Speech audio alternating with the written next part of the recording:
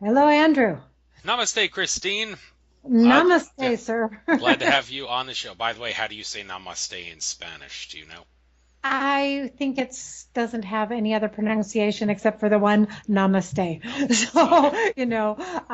I don't know any other way to pronounce it. All right, cool. Just wanted to take note of the fact that you're bilingual there. Yeah, Point that out. So, thanks. okay, it's great to have you on. I know we were talking yesterday, and I'm not going to be doing any news segment because this is a pre-record. Don't do news with pre-records. I will be looking through that bio that you sent me through that email as a guide throughout this, as well as all the videos that you have in the Not in Our Name YouTube channel, which will Great. help me and guide me throughout this. I don't even think I may have to take any notes on the side here of subjects because I'm sure there's more than enough subjects to discuss. But with that being said, I did say the first subject I would like to talk about is artificial intelligence. And of course, you're well known. A lot of people who never heard about you may have first heard about you in that Alfred Weber interview that you did with that guy Jeffrey and also Claudia Ayaz. To talk about that in extreme detail, you did send me Yes. the PowerPoint presentation, AI in the Universe, that was used throughout that entire show. Uh, that roundtable discussion. We've only got 2 hours, so I think maybe less. I'd like to not go half the show on artificial intelligence because there's so many other things to talk about with you. So maybe at most 40, 45 minutes or so. I haven't talked about it on previous shows. So it's Great. as much as I wanted to anyway. So it's great that I have you on to finally bring this out in the open and discuss what many people have said is like the last thing that stands in the way of ascension, for lack of a better word, of humanity. Some people like George Kavaslis have said that the artificial intelligence is high enough to hinder humanity's awakening. He says that, and even Andrew Bartz, the Akashic Records reader, he did a soul contract revocation, which I did actually record on my camera. I've been meaning to write that whole thing out at some point and get it out there for everybody to utilize. That'll certainly help awaken a lot of people, I'm sure. I'll get to that someday, but it's a long revocation. But anyway, he said it is the last thing that stands in the way of humanity's ascension for all intents and purposes. And well, I've babbled long enough. For those that are not familiar with artificial intelligence, I'll give you the floor to. Well, we might as well take this bit by bit, starting off Let's with do it. what is artificial intelligence, what it is, and then after that we'll get to how it got here, who put it here, and all the rest of it. But first, what Perfect. is it? Well, that's the first thing I wanted to talk about, Andrew, because as you well know, there are so many catch-all phrases and words within the media world. We're all connected through this internet. And anything that catches on, it kind of catches on like a wildfire, and people start tossing around terms such as ascension and other things, and without really understanding it. So, my first point I really want to make here as I'm talking to you and to the audience is that it's inherent within us and if we to do our own homework. So if you're just talking about artificial intelligence, most people don't really know what they're talking about. They have some vague idea, but a lot of people don't. So let me read from our PowerPoint, because that's the first thing I had up here, a definition of artificial intelligence, because it'll help us go to the points we really want to talk about. So artificial intelligence is intelligence that is programmed in an inorganic medium, such as a machine or inorganic plasma. And I might want to say now that they're programming matter itself, which would probably be a plasmatic matter. Intelligence has been defined in many different ways, such as in terms of one's capacity for logic, abstract thought, understanding, self-awareness, communication, learning, emotional knowledge, memory, planning, creativity, and problem solving. It can also be more generally described as the ability to perceive information and retain it as knowledge for applying to itself and other instances of knowledge or information, or dot connecting, thereby creating referable understanding models of any size, density, or complexity due to any consciousness or subconscious imposed will or instruction to do so. So we're a little twisted, a little complex. But basically, when you have a definition as such as that, you're talking about an intelligence that's artificially induced or programmed into a substance such as a machine or matter that basically mimics organic life. Because if it has an emotional quotient, if it has the ability for creativity, if it can self-generate itself in some way, but it's still not organic. It still is disconnected perhaps from what we might call our organic timeline. So I find it pretty interesting that if George Kavasalas and Andrew are saying, not Andrew, I'm sorry, is it Andrew? Uh, Andrew. Yeah, I'm going to mute my microphone every time you're talking. Yes, Okay. I said Akashic Records reader Andrew Bartzis. He was Andrew. the other guy. Okay, right, who I've never met. I have a friend that works with him quite a bit. That what's standing in the way of our final, let's say, leap. I don't like the term ascension. I find it is well, I think it's been co-opted. So it has this idea that we're going to ascend, like we're going to rise up. Well, there's things about frequency and vibration. We all need to understand what that is.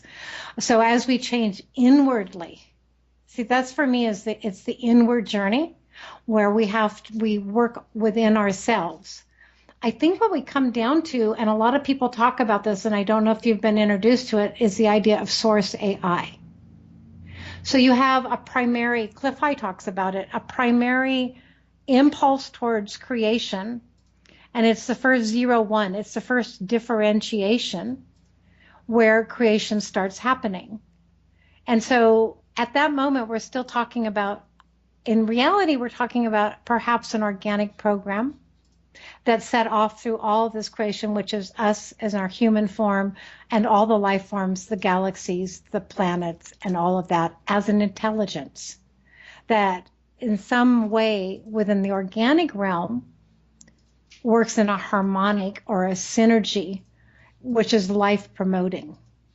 I think when we get into talking about the artificial intelligence and the way we differentiated it, we called it predatory or pathogenic artificial intelligence, which is artificial intelligence that works on an agenda that is destructive, manipulative, imposing, and we would say life-threatening, or it ultimately is working on an agenda that is, as a parasite would, consumes its host and then moves on to the next one. So that's where we make a differentiation here. And where did it come from? How did it get here? I think those are big questions. And I'm not like a galactic journey, or I can't tell you I have any specific answers for that. If my probably closest I get to any exploration of it myself in my inner journey is through Gnosticism and the Nag Hammadi and the Archon, which we can call is the Archon was the first induction in this universe of a parasitic entity that at this point, in the way I view it, has reached its, let's say, the point of no return where we, the host, are going to give up our life to it, or we're going to claim back our own organic self.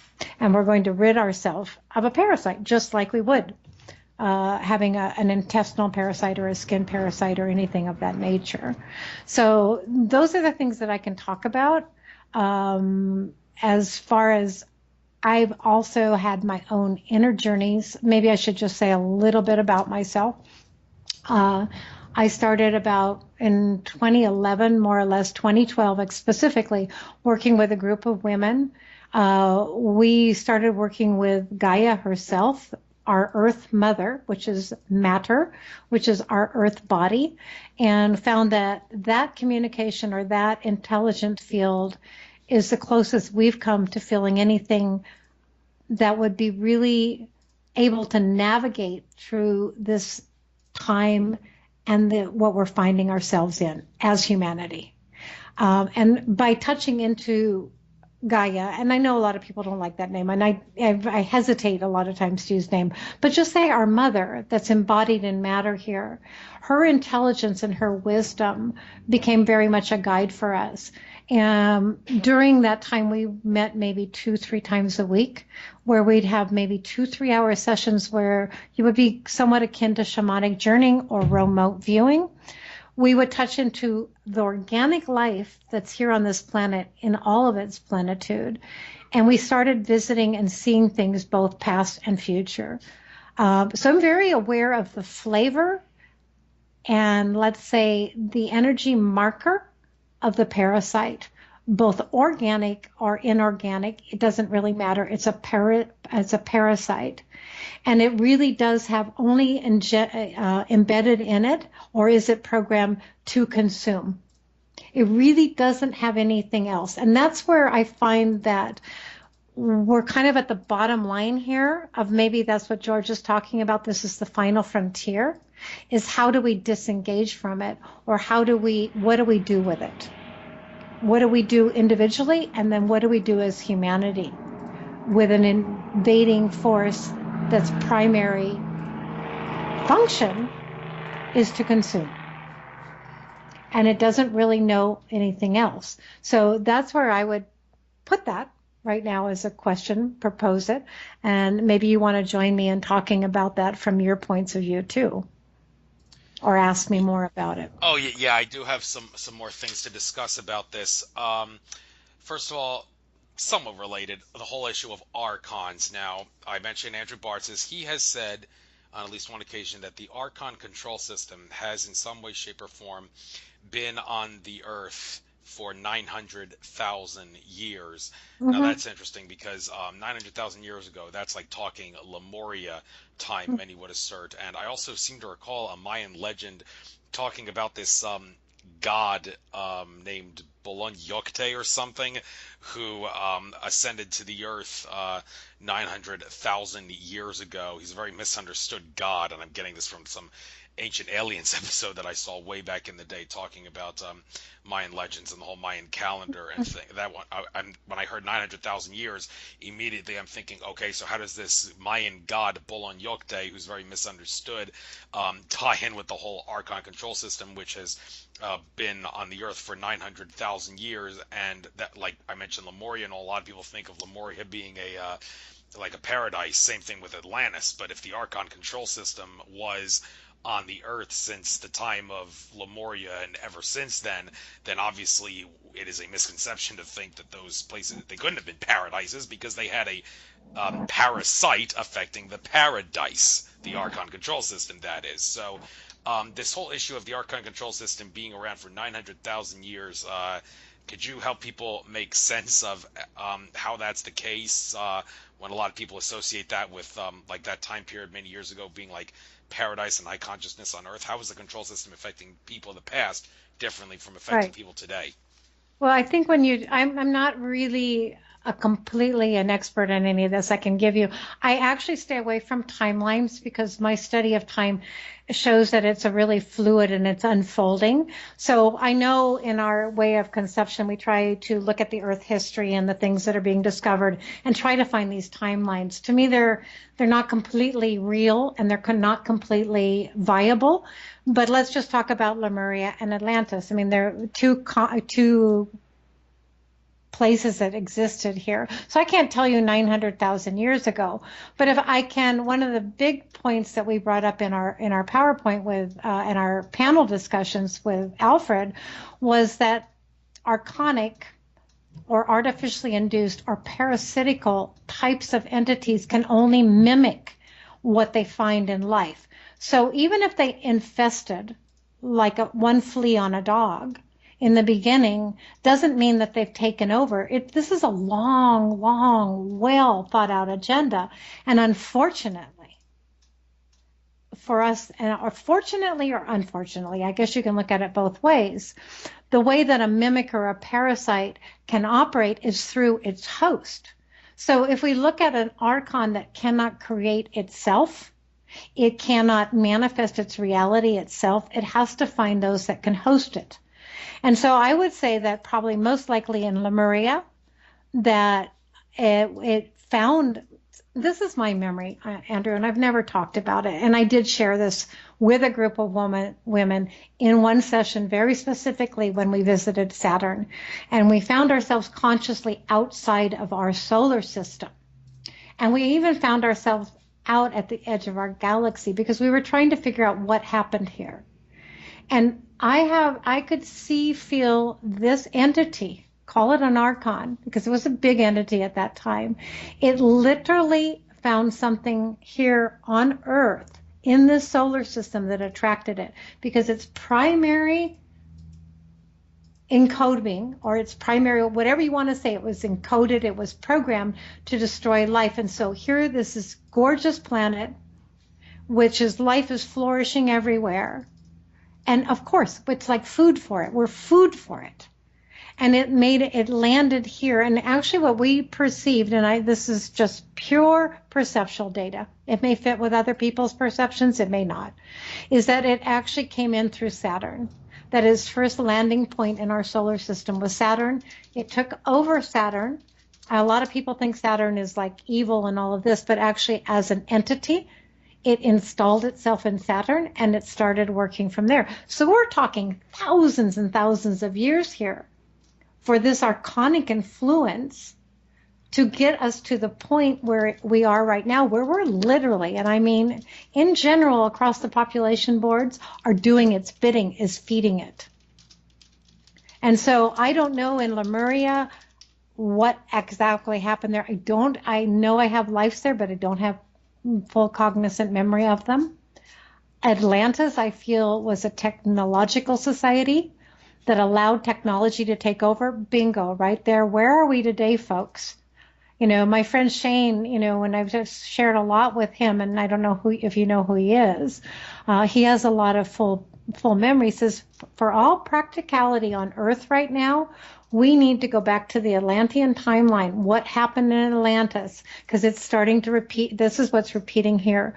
So we have a technological capabilities right now. You know as well as I do, and most of your listeners probably do, what we see in the general public, what's being allowed to be shown, that they've actually are hundreds of years ahead technologically. So we have a technological ability right now. We have robotics that can kill. We are killing with drones. We have quantum computing systems. We have predictive systems and computers. All of this to me is being used by this entity through us. And I will say through us because we're not going to be able to really completely disconnect ourselves from the whole yet. So that's our big challenge. It challenges us spiritually, but it also challenges us very much in the physical. So Atlantis, I have always had a sense, okay, and this is also remote viewing from sharing with other people, is that some piece of technology in Atlantis got out of control. It literally got out of control. So whoever thought that they were pulling the buttons or doing the programs, it obtained its own volition. And I feel like that's so much what happened in Atlantis. That was the sinking of Atlantis. I tend to see a sort of a type of a very large Merkaba energy, very deep density spin. And I think some folks would probably, a lot of magnetics in that. So I think some folks would probably, and I have been looking at CERN as what's really going on there. And for the arrogance of any human that thinks that, you know, the Ray Kurzweils of the world, that they can control an artificial intelligence that is in a robotic form or in these big quantum clouds that have this potential of taking over. And that is for me, that is the danger. At the same time, Andrew, to be really, because I don't like to go to fear because it feeds on fear. At the very, very same time, I see that as our consciousness is expanding, I like to say expanding better than rising, as our consciousness is expanding, that means as we're remembering through our own DNA lineage, we're remembering who we are, we're remembering that really this is a part of a creation that's been going on for 900,000, 1 million, 5 million, 75 million years, I really don't know. That we have the capability and the capacity to really change our reality at a very fundamental creation level. And so keeping that in balance there. But, you know, for the general public, they have no idea that this is going on. They're glued to their smart TVs. They're glued to their smartphones. They're glued to a media that actually has them entranced. And this is why I speak, Andrew, because I hope that some way I can hit some tones here or some words or some resonance that helps people wake up from this trance state that they're in. Because this cannot operate without us. If we unplug our consent, as Andrew says, and I've read some of his other, removals of contracts throughout time and space. Even right there, Andrew, is like the clue is that we're in a very finite time moment right now, but we're actually galactic, and we have had past, present, and future all is colliding here right now. And when something of that nature happens, there's this humongous potential we have within to make a consciousness leap of expansion. And so, but taking note of artificial intelligence is really vital. No question it is. And I'd like to talk about another thing regarding archons, exactly what they are, because there seems to be debate as to how many different varieties there are. I mean, people familiar with the work of David Icke would know that he talks about in his talks about how there's the reptilian aliens, and then there's the gray aliens, and the Gnostic texts are the texts that talk about that. And John Lash is also and is another prominent figure in talking about the Gnostic texts, although I seem to have a little bit of an issue with John Lash's assertion that the Earth has problems because the Archons were here first, and that causes Earth to have some issues, because that seems to fly in the face of some other claims by Andrew Bartus, among other people, that Earth was originally created as a 7-dimensional seed planet. And what that kind of means is Earth was created as a planet where entities can learn how to be service to others, because my understanding is once you get to the 7th dimension, there's no more service to self. All the entities in 7th dimension or above are strictly service to others. So the idea that the Archons were here first, I really don't know if I could resonate with that. It'd be nice if I could get John Lash on the show sometime. You want to say something about that? Yeah, well, I've had conversations with John Lash. I actually interviewed him at one point and it never got published. That's another story. But, I had really the pleasure and also the challenge of speaking with John Lash over the course of a few months. We had several conversations. I don't know what you just said, I have never come across myself where he said the Archon when he was here first. What really resonated with John Lash's work for us as a group of women, we weren't just women. I mean, there were 7 to 14 of us over the course of time. We still worked together. So we've been able to compile our own inner view of this.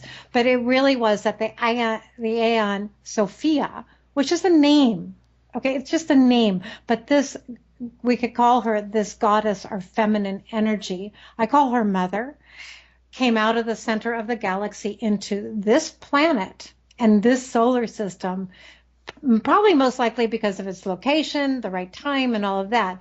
And life in that way started flourishing here. My perception is the Archon came afterwards. It came afterwards. Now, we could philosophize as how it got here and why it got here, and was it necessary? Did we leave it open for it to come in here? Or is it a truly alien invading force? But for me, the Archon is closely aligned, not with the reptilian, but with the insectoid.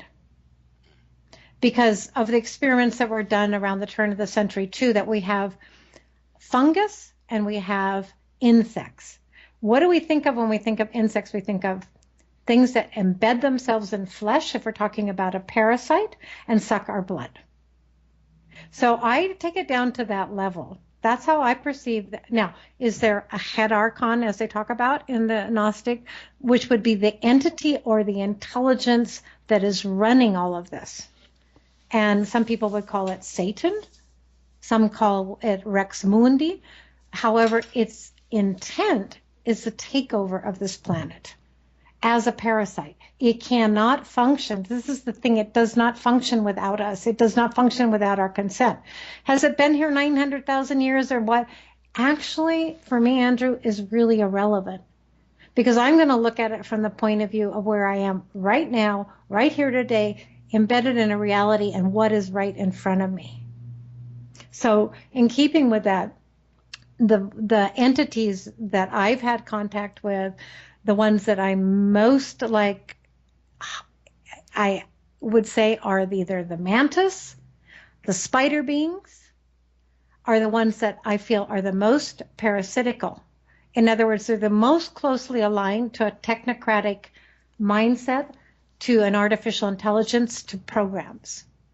And so what I see there is, and I've had experiences with mantis, and I also know Simon Parks, and I would love to have this conversation with Simon. I really would love to have it because of what he talks about, is that it's a consciousness through an entity that literally taps into human consciousness and extracts human consciousness and then programs it distorted back into our reality. So this is my definition of how this entity has been able to take us over. It tells you what you want to hear. It presents you with a belief system that you believe in. It's basically the virtual projection of a reality. Does that make sense to you? Yes, it makes perfect sense. And a couple things I want to clarify here. Okay. I don't really know. I think maybe it was John Lash's cited as a source here by Laura Eisenhower. Laura Eisenhower was the one that I remember saying the Archons were here first. And in that interview where she said that with Alfred Weber that she was doing, she cited John Lash's work over and over and over. So I was thinking that's where she got it from. So just wanted to point that out for clarification's sake. Also, another thing I'd like to point out here, all those people listening right now who say that we're feeding the Archons by talking about them. No, our intention, and we talked about this yesterday in our pre-conversation, our intention is to put a stop to the Archon agenda, and as long as our intent is to do that, and that's the reason we're getting this information out, we are definitely not giving them power. So I would just want to settle that right off the bat right now. You give power to anything in your subconscious when you don't see it and you don't confront it. See, this is the other side of you go into the makeup of the human soul packet right now. And so many people that are so into the ascension paradigm, and I call it bullshit. I'm sorry, I will. The new age bullshit. All right. This is the idea that we're all light beings and we're just going to ascend somehow miraculously. We're not all light beings. If we have a light, we cast a shadow in this realm. And if we have a shadow, that means there are things that are obscured from us. So to speak about the things that are obscured and bring them up into the light so people can deal with it is nothing for me but positive. And I do take issue with that sort of mindset. Because to me, they're the deniers. They're denying their own self. They're denying their own power. They're denying their own involvement. Because if we're here at this level right now, we've been involved with the Archons. We've done their stuff. Who of us not born on this planet have not in some way empowered the Archon until we woke up? And I'm just using the term Archon right now because that's what we're talking about. And so for me, Andrew, it's become a process of waking from the dream, within the dream, within the dream. And all of this is fields of distortion throughout time to reclaim our essence, to reclaim our self. When we get there to that essence, to that self, to that core, and when we integrate, then we can talk about all the other potentialities. But to just deny something is to me, it's a little bit of an arrogance. It's like a reverse arrogance. I am too clean to get my hands dirty with that. Don't talk about that, and yet at the same time, we're still, we're killing off Palestine and Syrians with drone strikes. Is that negative to bring that to the conscious light of another being that might be hearing this? Somebody that might go, wait a minute, wait, let me stop for a minute and go inside myself. How am I? What energy do I still have? Am I still giving over to this agenda? And that's really the work that I have come to. And I think you and I talked about that briefly yesterday, is that you start down all these rabbit holes and you see all these conspiracies and it gets deeper and darker and deeper and darker. And then you have to turn around and say, okay, what do I need to unplug from? What do I need to do here? Why am I here? And, you can't get there by just hiding from the shadow. So you can hear I get a little adamant about that. But let's go back to the Archon. Let's go back to the agenda. And I want to touch on something too, and I think we'll hear more about it. Every being, okay, every spiritual being, because we're all spiritual beings, incarnated in flesh right now in a human form, chose, this is my own, I'm saying this of myself, chose to be here right now for very, very many reasons. Each of us has a DNA. Each of us is unique. But all humans have one thing in common. We have a reptilian brain stem. And if you talk about something that's been here on the planet before, you can say that the reptilian was here before the human. And even science can go there. And we all have a reptilian brainstem. We all have a reptilian part to ourself. And from my contact with reptilians, and I don't like wash away anything that's been done through the reptilian, because like you want to talk about humans, if you're going to talk about reptilians, you better talk about all the types of reptilian races there are out there. There's not just one. There are some very honorable reptilian races, and they have a very reptilian presentation. They also have been co-opted, in my estimation. The reptilian is not at the top of the food chain right now. It is waking up to that fact itself. And so I see these repercussions or these awakenings, and I feel they're coming very much through our own awakening and awakening our own DNA. So does that make sense? Oh, yeah, you're making perfect sense out of something that's often not comfortable talking about. So, Okay. yeah, everything's making sense. And another thing I want to make sense of is this whole subject of black goo and how it may tie into artificial intelligence. And first and foremost, I seem to recall Alfred Weber talking about how the black goo in the Spider-Man universe that temporarily mutated Peter Parker and then eventually got on Peter Parker's rival Eddie Brock and transformed him into Venom, who's some sort of Spider-Man's arch rival. They say that black goo, which came from outer space in the Spider-Man universe, as Spider-Man fans would know, is a truth under the guise of fiction disclosure of some unique form of artificial intelligence referred to as black goo. Is that true? And if it is true, then what is the black goo all about? Okay. Well, you can trace this not just through, I mean, yes, I believe that, so many of our Hollywood movies is a disclosure. And that's why people waiting for disclosure, I'm like, where have you been? You're asleep if you don't realize the disclosure's already happened. We're not going to get an official disclosure as if an outside authority that's running these government operations is going to disclose and do anything for us. This is just like that whole mindset for me is such a big psyop. That those that are waiting for disclosure, if anybody's awake right now, we can see with eyes that are wide open that everything is here for us to participate. So yes, we have that story. So what's the difference between Spider-Man and his arch rival? Is that this, we can call it black goo, sentient oil.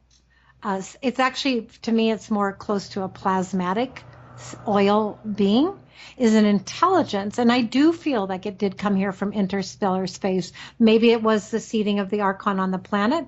I'm not really sure exactly when or how, but you can trace that, the whole Falkland Islands thing that I think his name is Griffith. I can put these things up there on our PowerPoint, brought up so well that here was this tapping down into an oil, a sentient oil, that sort of, it seems that when it's released into the atmosphere, or when it comes out of deep freeze, it comes up in contact with heat, it starts replicating itself. As life does, it replicates itself. And so we have a very dangerous situation in that sense that this is now on the planet. It came in through the Marconi group in the UK, got into the computer systems. So we do seem to have an intelligence on this planet that we don't have control of. And for all the technocrats out there, for all those guys that think that they can program this reality and make this perfect human, they're sadly mistaken, because there is another operation, there is another intelligence life form that's here. But what happened with these two men that you brought up the comic book storyline of, is one succumbed to it and the other didn't. And this is what Harold Kautzvela also brings up in his work, and he had direct contact with black goo, is that it's easy with consciousness and with not going into the dark agenda, that the black goo really can't take us over. It can try, but it can't. So I feel in some way like one could say the devil is your best friend, because anything that is from the darkest of it is the very thing behind us, Andrew, that is propelling us through, or it has been for me, propelling me through this consciousness expansion and clearing out my own yard, my own garden, as it were. The Garden of Eden is inside of each of us. It's not out there somewhere. I mean, we can search for it on the planet and we can find signs of it, and some people say it's here and some people say it's there, but it's really inside of us.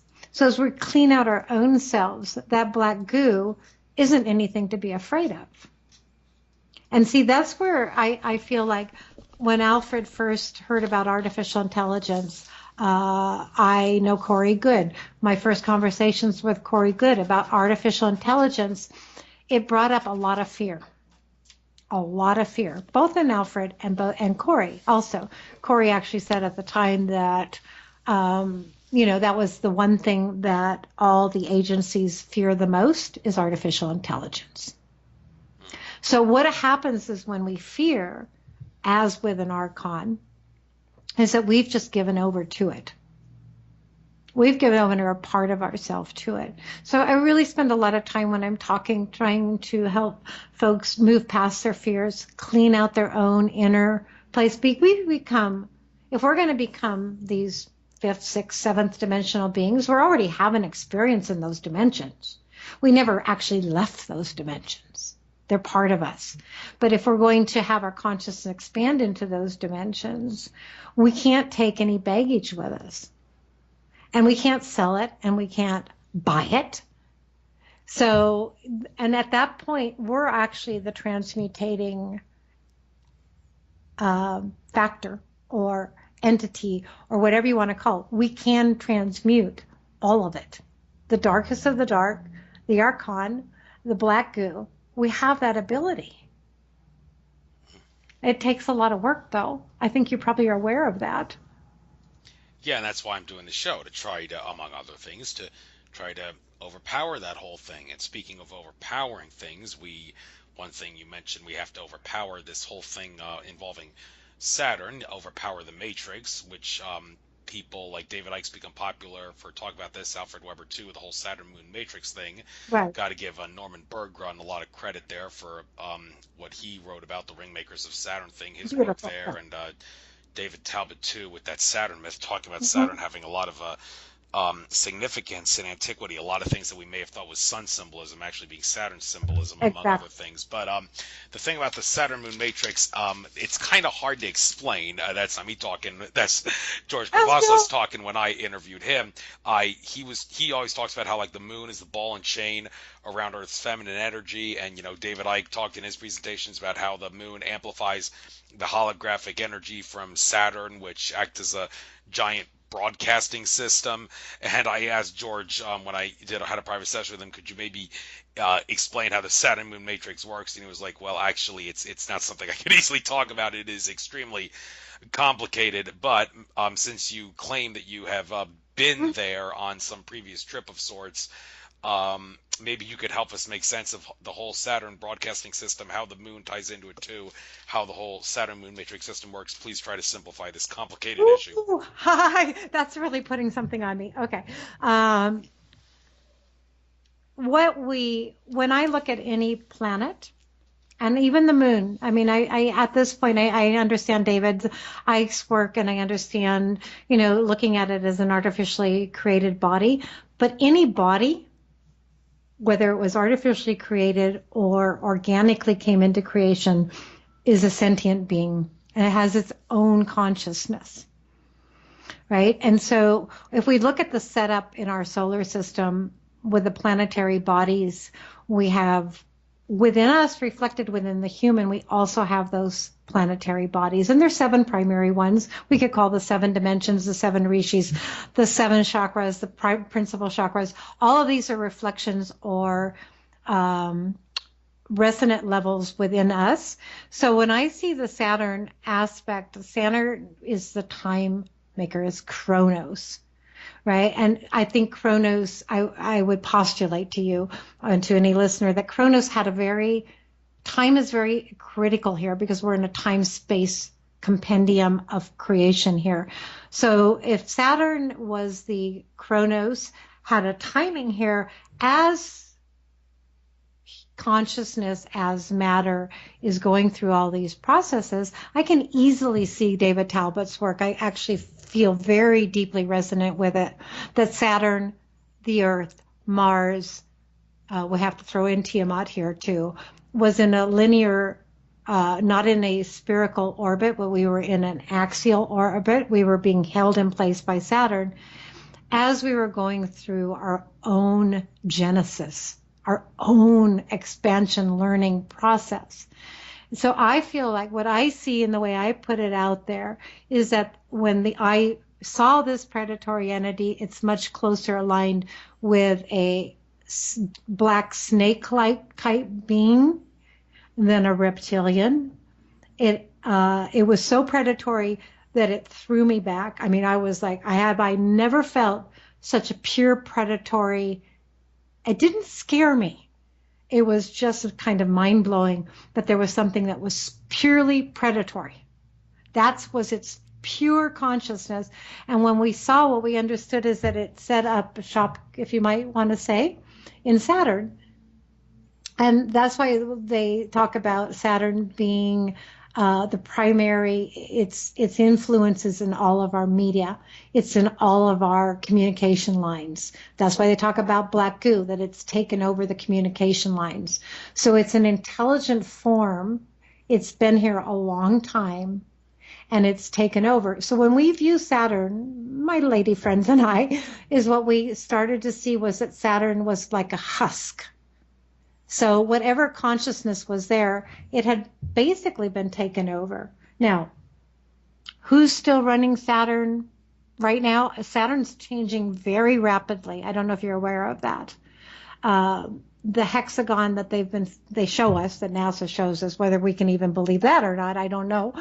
But there is an expansion also happening on Saturn. So for me, Andrew, we're all intimately related. And we are actually the driving consciousness of all of that, all of this right now. If we get expanded enough, if we get enough in touch with our own multidimensionality, we can start to understand it. Now, I can't really put it down in 2 cents, 2 lines, right? Yes, there's a connection with Saturn, with the moon. And though I have felt, and we've been very clear about this, I think even Peter Moon, I don't know if you know Peter, wrote a book. He's been doing deep research in time, that there was a blue being that was on the moon. I've seen her. I've met her. She, like a lot of, let's just say, primordial beings or elemental beings, a lot of it has been locked down into this matrix. It's been imprisoned. So that energy has been imprisoned and been utilized for a long time to keep this matrix on the planet intact. I feel so strongly we're so close to breaking out of it, Andrew. I think we are. I think we've punched a lot of holes in it, actually. I think the artificial grid matrix right now on planet Earth, they're scrambling to try to keep it together. And as it peels away and peels away, more and more consciousness, human consciousness, wakes up. We're moving things in a different way. So your consciousness and mine, and then when we're getting together with other people, we're literally changing it. And that's where I like to, that's my experiences. That's where I like to come in from. So I'm not so much like, I really appreciate the scientist. I really appreciate the line of thought that tries to connect all these dots. It helps me. but I still am going with my own inner intuition here. That's what I'm going with. That's what's proved to be the most truth that I can come to. And I would ask you, or I would ask the listener, okay, so Saturn's been taken over. Okay, so we're in an artificially contrived grid here on the planet. We're like in the movie The Matrix. What are we going to do about it? That's the big question. Yeah, and you're more than welcome to talk about it the way you want to talk about it. I'm only trying to help everyone, including the listeners, make sense of it by putting all these things together. I try to remember selective facts that make sense and connect them all. So anyway, one more thing on this. I don't know if it's related or not, but you did mention Simon Parkes, and I do want to address a little thing that another one of my guests brought up about him. Well, first of all, it's interesting. I was supposed to have Simon Parkes as a guest. He didn't show. And then when I contacted him on Skype and asked him, okay, why didn't you show? He acted like he didn't even know me. But when I had a chance to speak to him at Ted Marr's recent conference in Washington, and I talked to him over Simon over Skype when I was in the audience, I was like, okay, so I want to know, did you not come on my show because your malevolent reptilian and insectoid contacts told you not to come on because they knew I'd ask you hard questions? And Simon assured, no, I missed a show because I was bogged down with a lot of other things. I can assure you it was not because my ET contacts forced me not to come on, but I guess I'll address that with him again when I see Simon at the Tolex conference in Tucson in a couple months in October. But you want to say something? Yeah, it's just great you get out there. You see, okay, so without talking about specific people out there in the media world, this is my assessment right now, Andrew. And I've listened to a lot of things like you. I think it's great that you go to all these conferences and you meet everybody. We are awash in a sea of information. And not just information, disinformation, projections, people's shadows playing out there in the world and pretending like they're our saviors. I mean, you name it right now, it is like it's all happening. And I've listened to enough people, intelligent people, good researchers, and you can basically put together any timeline you want. You can put together any perception. Let's just use the whole thing about Jesus and Mary Magdalene as an example. How many good researchers out there have put Jesus in the Talabat tomb in the middle of Jerusalem? No, he's not. He's King Arthur, Ralph Alice's work. And, he's buried at Stonehenge. Oh, no, excuse me. He's buried at, up in Kashmir. So what I'm seeing is like, this for me is like the place I'm going to. I'm not already completely there yet. Is that we are projecting reality right here, right now. And so when a person has a certain focus and a projection, the universe, the information is going to line up to present itself to you, the viewer, what you're looking for. And, and it just, what happens in that type of, especially here in the alternative media world, you can listen to Simon, and then you'll turn around and you listen to Corey, and then you listen to David, and then you listen to so-and-so, and then you listen to so-and-so.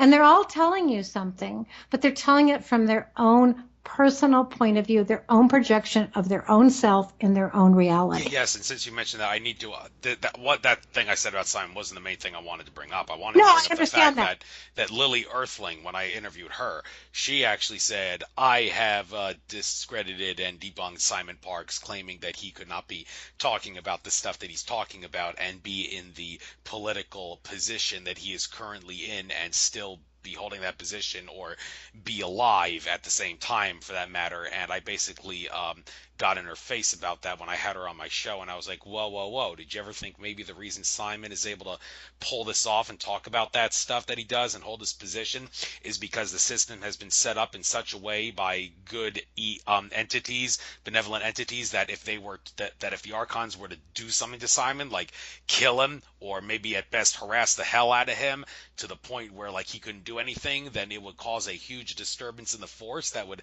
backfire on the Archons, and they wouldn't be able to do their evil deeds because they interfere with someone who the good guys have protected to a great extent, to cause massive karma to happen to the Archons if they did anything to him.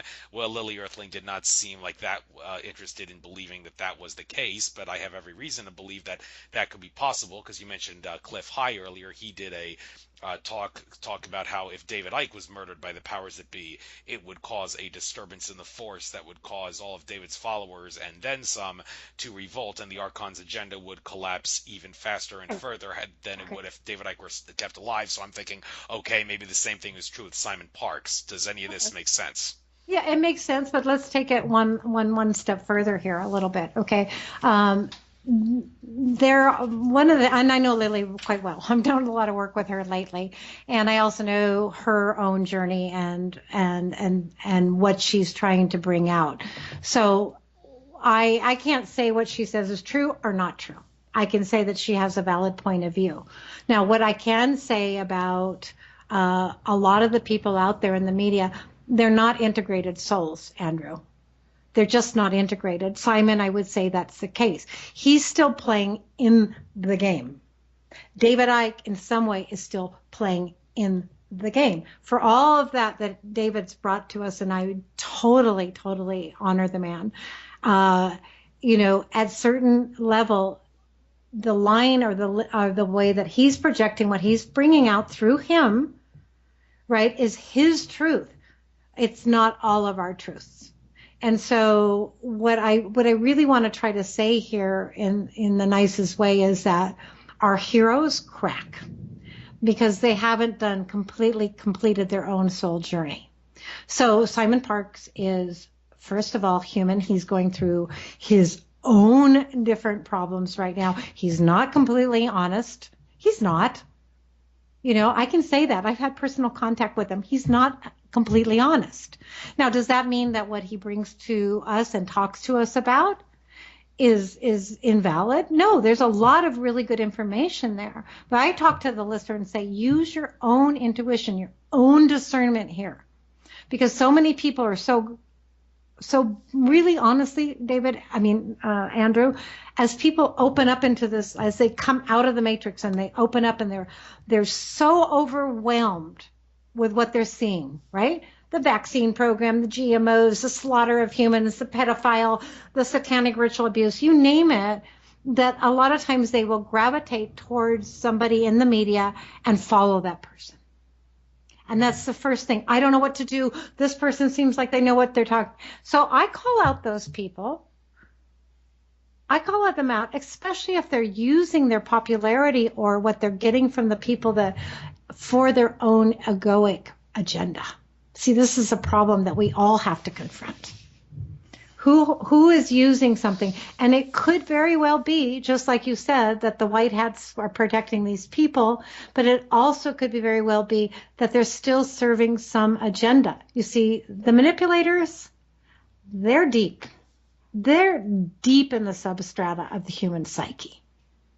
So if we're not first and foremost doing our own clearing of our own self, if we can't stand transparent before anybody and say, look, I'm going to be as transparent as I can. And if I did harm, I'm going to tell you I did harm, and I'm going to apologize to the person I did harm to. See, then this is I think is a big, big problem in this alternative celebrity media going on right now. Is that for those that are really initially waking up, they don't really know where to turn, so they do turn to people, and sometimes they're being sold a bill of goods. I don't know if you would agree with that or not. Well, when you say bill of goods, that raises the whole idea of which of these people in the alternative movement are, to some extent, maybe doing it for not just to expose the agenda, but also doing it like for attention, or because they seem to be under the influence of I don't know, maybe some sort of artificial intelligence. Now, you mentioned Lily Earthling. You've worked with her and such. She seems to be against David Wilcock and all, but I never really could understand why she was against him. Does she seem to think that David is under the influence of artificial intelligence, or is talking about things in an unproductive way? I'm not trying to exacerbate any sort of a rivalry or anything. Yeah. I'm just trying to make sense of why Okay. people in the truth movement go against each other, and this is a good example. Right. So, why is Yeah, this? I don't want to speak for Lily because that's not my place to do, right? I can speak from my own perspective.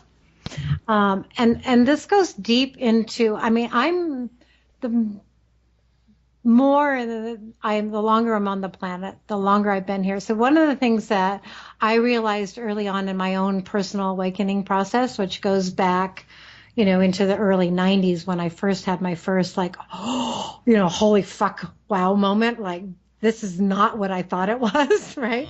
But what happened during all of that time was that I had this realization that what gets in our way is ego, that this construct of this world runs on several things. It runs on money, fame, ego. And so until a being gets to the place where it's stripped down itself enough, it's likely that, and fear is the big one. Fear is the thing that underlines all of it. That at some point along the way, it can be taken over. Call it AI, call it archon, call it, whatever agenda, whatever these entities are. And I see them at this point, it's that predatory energy that I described earlier. It's like the blackest of the black. It's finite also because it's non-creative.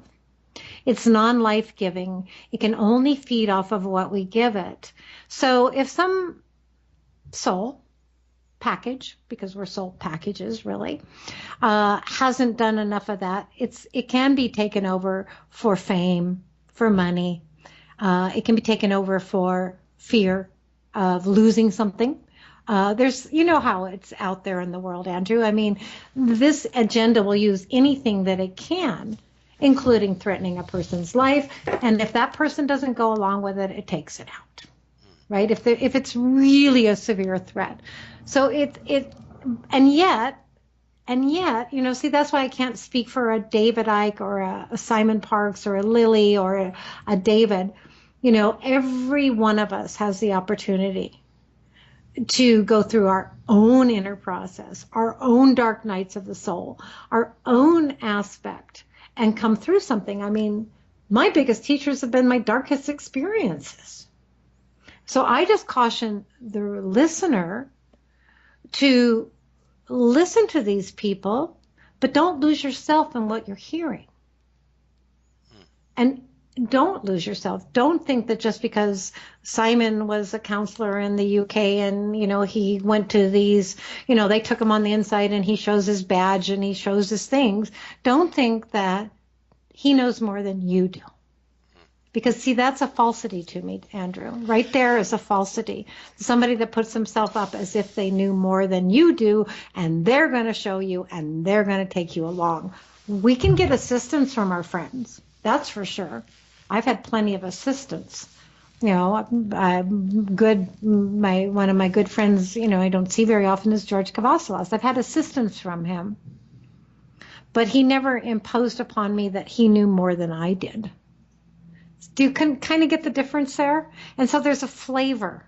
And I think that's what Lily's trying to bring forward in a way, and I'm trying to bring forward is like, listen with your heart, listen with your own knowledge, listen with your own gut. Take time to assess this, because you see, when I start to see the drama kings, as I call them, or the drama queens, when it gets into that hyperbole state of excitement, then I have to really stand back. That's why I have a problem with a lot of the stuff that I have a problem with is the stuff that David and Corey are putting out. Because it sounds like a movie script to me, frankly. And I have conversations with people, on Facebook and other people that are waking up, and they're like, was it really true? Are we really going to get saved? And I'm thinking, that's a discredit. That's a real discredit that newly awakened people are asking, is there a savior race out there? Am I making sense here without trying to be too harsh on people? Well, when it comes to like save your race, when you hear people like Andromeda Council contactee Tolek talking about how there are ETs above the Earth that prevent asteroids that would be doomsday asteroids from hitting the Earth. Now, some people see that as save your race, and some people see that as not save your race Okay. behavior. They're just what point of view do you take in regards to something like that? I frankly, Toltec, I can't listen to a lot of the channeled stuff. I just don't. I don't know. To be really honest, I don't know. I've never, I have seen entities within we would call the galaxy in the unseen world. I have seen miracles happen. But for me, it all comes from an inner organic intelligence field, right? So I don't see like there's something outside of me out there right now that's, is keeping the asteroids from hitting. I see it as you and me in consciousness expansion are actually changing the field so the asteroids don't strike us. I see the work of Cliff High. I see the work of others that are, putting forward just information here. Take it and see what you want to do with it. That we're actually the ones that are changing the outcome. I've seen, at times like we were supposed to have, this, solar hit, the CME that was going to take us all out. What was that back in 2009 or 10 or 11 or whenever that was? I see enough consciousness building on the planet that that's actually what's changing it. Not some ET race out there that's batting away asteroids. Because I feel like the Andromedans and the Lemurians and the Arcturians and the Lyrians is all about us. These are our races that when we turn on all of our DNA, that's really us. That's how I view it. And so, I feel like anything that takes it away from an individuated aspect of essence and consciousness isn't my flavor. Well, that's all I'll say. It's not my flavor. Well, it's a point of view issue, and to quote Yep. Obi-Wan Kenobi, many of the truths depend heavily on our point of view. So Yep. let's take a different turn here. Okay. See, you have this website. It's not just your website. It's a whole slew of different people. You, people of Corellia, Hazel, Maya. I'm looking at this list of names here. EarthEmpaths.net. So you're all about being an empath. It says here the message for this year of 2016 is one of finding the deepest message within these words: know thyself, claiming sovereignty and all the rest of it. Mhm. And I guess being an empath is one key part of knowing yourself. I'm going to guess that, but there's some other things too. So let's first of all stick with the subject of being an empath and why some people are better at it than others. And for those that want to be empaths but don't want to suffer the pains that may Mhm. come with taking on the energies of people that you feel empathy for, do you have any tips, advice, and also in general how to convert into an empath if you aren't one? Okay. Well, first of all, I believe every single being on the planet that's in a human form that is an empath. Right. I don't think any of us, because we are in a unified field of consciousness. So whether we're not feeling it from trauma, from no choices, that's another story, right? But I believe that every one of us is an empath. We all have the ability to connect with nature, with each other, with life. That to me is an empath. That's why we use Earth Empath. Whether you choose to take on another being, another human's empathy, and I mean, this is a big problem for people that are really, really empathic, is that they're so deeply connected that they feel a lot of pain. And a lot of it is misappropriated pain. There are also probably a lot of the beings that are subjected to a lot of mind control, a lot of other types of abuses. Because their ability to be an empath is their ability to connect with all. And so, that's a part of it. Now, how can you be an empath without feeling pain? I don't know anyway, Andrew. Because if you're an empath, but when you're an empath, you can also connect with the higher, I call it the higher, we could call it the higher emotions, but we can call it also the higher feeling body through the body, which knows joy, which knows bliss, which knows the orgasmic nature of this reality that we're living in. That's another aspect of the empath. But partially, I think, and I've thought about it, and I don't like to say it now because I'm in a process of changing, but the aspect of suffering, trauma, is so replete, is so part of who we are that I don't know any way for us not to suffer. I do know that we can heal our suffering and we can heal our trauma, not just our individual trauma, but our mass trauma. Otherwise, I wouldn't be talking at all. So, a lot of times I say to people, don't shy away from your pain. It is actually the door through which you can reach to the other side of an expanded consciousness.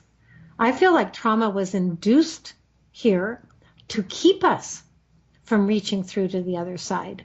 And it's an ongoing thing right now. It's just ongoing. So so that escape from pain is really a way of keeping us from finding out our own true power. If that makes sense. I think it does. And everybody has to feel a little pain at some point to wake up. I'm not saying no pain, no gain is a good attitude. Any athlete could tell you that no pain, no gain is a terrible way of going about becoming a better athlete and training and all that. But still, it can give a nice little wake up call every so often. It's just about getting the right kind of pain in the right kind of way. I don't really think we need to spend a lot of time elaborating. Well, okay, you want to elaborate on that for a moment? Sure. Let me just tell you my own experience. All right, and it's an experience I've shared with many, many people on their own unique journeys. Is that the confrontation I had with my own pain body? Eckhart totally talks about our pain body. It rules us until we heal it. Frankly, it rules us. And that's independent of the matrix and all of that, but our own pain body. So when I started to go through that, what happened with me when I started to confront these, not just pain, but terrific aspects of our reality here, my own involvement with it in past lives, is that as I started to confront that pain, I didn't think I would survive it, Andrew. I can't tell you how many times I've come up against something that I don't think I can survive, the horror and the pain of it, only to find out that if I stay with it, past that point where I think I can't make it, what's on the other side of it has been my own enlightenment. So I don't see pain as a bad thing. I don't see pain as something to avoid. I don't see it something that we should go look for either. These all things happened to me in a rather, situations in my life that brought me to these realizations.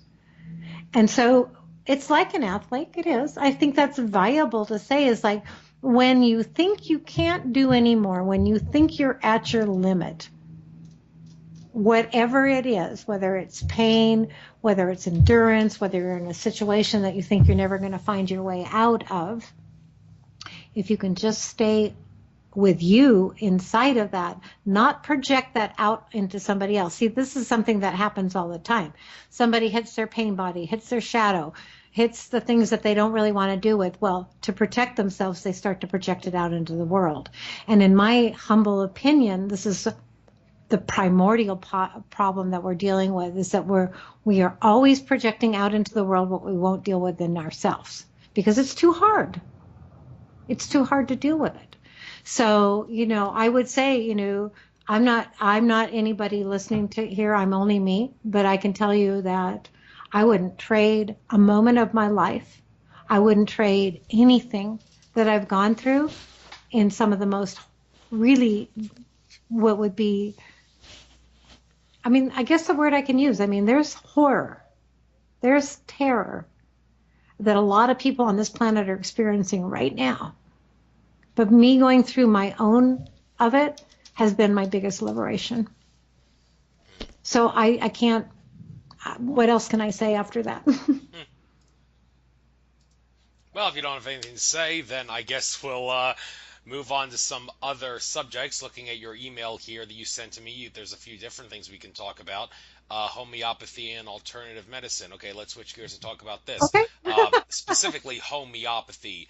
Okay. For those that don't know what that is, enlighten the ignorant folks. What is homeopathy? How does it work? And why does it work? And will we ever see the day where it can replace MD-directed medicine? Okay. Well, yeah, fortunately, I mean, if I do the history of homeopathy, I won't go into it because I You could. don't really have to. No, forget the Yeah. history, just Okay. the But science. let's just talk about the concept of it. It actually is the only alternative medicine that is sanctioned by the FDA. And there's a reason for that because one man pounded the Senate at the turn of the century and allowed it. That's why you can buy homeopathy as an over-the-counter drug, they classify it. So we're really very fortunate to have that. Now, the basic tenet, one could say the law that's behind homeopathy is like cures like. So when you have a disease state, something that is similar in resonance to it will bring back the organism into our harmonic. So you have violent food poisoning. You're throwing up, you have diarrhea, you feel like you're going to die. The remedy that is most aligned with that is arsenicum. But it's in a potentized form, so it's an energy medicine. So you bring that energy into your field, it touches on your disease state, and it harmonizes it. And the reason I talk about homeopathy, I'm not like a practicing homeopath, but I've studied a lot of it, is that and this came up with Jeffrey, and I hope you get to interview Jeffrey with the metabiology, that all organisms throughout all of creation are resonant with each other in the metabiology, as above, so below. So we, human, are beings of resonance. When we resonate at a certain frequency, we actually have a homeopathic or a healing effect on the whole organism, which right now is our earth body. So in that way, and this is something, again, the women that you mentioned their names, that when we've been in sessions, we've actually seen how this works on a much larger scale than just the human body. We've seen it work in the ethers. We've seen it work with the ley lines. We've seen it work with volcanoes that wanted to erupt. We become the homeopathic agent just by holding the right frequency of consciousness. Now, does that make sense? Because I know it's kind of far out for a lot of people to, like, what is she talking about? Yeah, you're doing a pretty good job, I think. Yeah. Okay. So let's just, I'll give you an example. We're always changing in our group. We're never doing the same thing. We're basically following, let's call it the Earth timeline or the Earth bodies, wherever we're called at a moment sometimes. So, but during, like right now, there's a lot of earth upheaval, right? So we're having volcanoes, earthquakes, the sun's acting up. We've got electromagnetic radiation. We've got radiation from, on the planet. If when a group, especially in a group of souls or a group of beings, when we get into a certain harmonic, because we're listening so deeply to the planet, and you could call it a love frequency if you want to, okay? And it varies. There's tonalities of it. But when we hold that frequency in a certain space, we've actually experienced, and I'm synthesizing a lot of sessions that we've had, is that the earth responds to us, we respond to the earth, we inform the universe informs us. So we're acting as a transmitter or a transmuter. And as the earth is going through her expansion right now, along with us, we can start to balance it. We really can balance it. So it doesn't mean, so a lot of these cataclysms, what I talked about earlier, perspective again, is that the solar flares didn't go off. All the big major solar flares, they went off the backside of the sun. I don't know why that happened.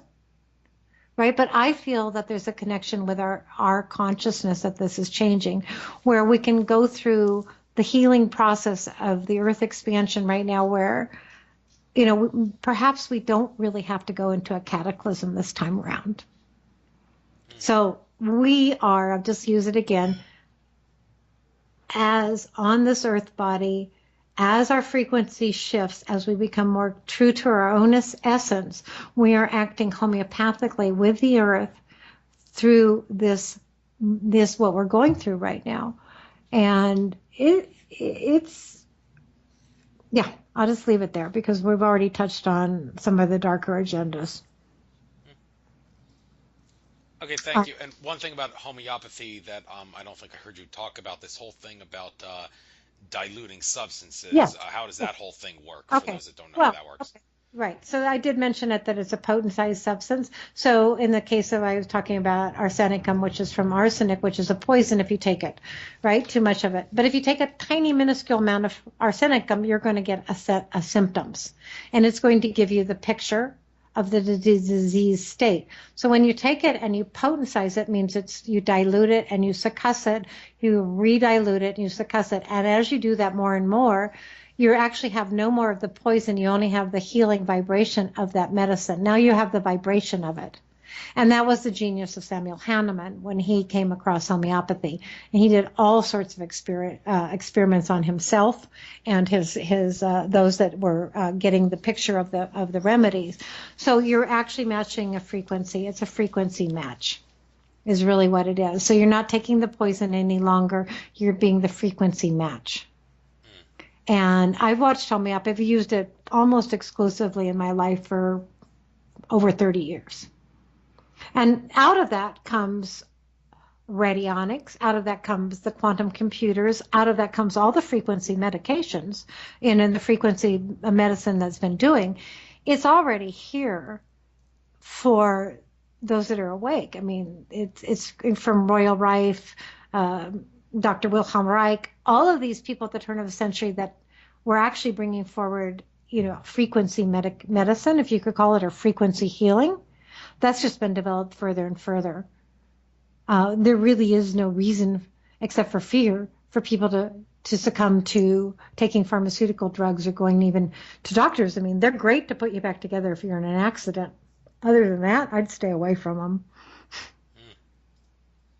Yeah, and that means a lot to me because my mother is an ophthalmologist, and I can't help but be upset over the fact that a lot of patients that she sees, if they just got proper nutrition, they wouldn't have to keep going to her over and over. She understands that, and I did explain that to her about what MDs are good for and what they're not good for, and she took it pretty well, but it was still pretty hard to realize that I've been able to live my whole life free of any financial problems because my mother makes a fortune running her own business, but it's a fraud in a sense because it's not the best possible business out there. But Well, see, there you go, Andrew. I mean, see, these are the edges that we're all kind of walking up to individually. It's like, what do we, we're dependent on a system that feeds on illness. It feeds on death. It feeds on fear. It feeds on all of these things. It doesn't, and so, that's something that each individual has to come to grips with in the whatever way they can, because we're still enmeshed in this system. We're still dependent on our food and our roof over our head and the travel and all those things that, are hallmarks of what we feel are freedoms. Are still very dependent on that. And so thank you for sharing that. I think that's very honorable to do. And yet I also am not one to completely discredit those that are within the system trying to change it from the inside. I think it takes all of us. So educating a person one by one is also very valuable. And to those that work inside the system, it's like I'm way out there, Andrew. I'm because of the things that happened to me in my life. I spent the first basically 35, 38, 40 years trying to fit in, even though I didn't. and the rest of my life, and I'm 63 right now, I've been, basically living outside of the matrix. First, it was extremely difficult. It was very, very, it was a journey in itself.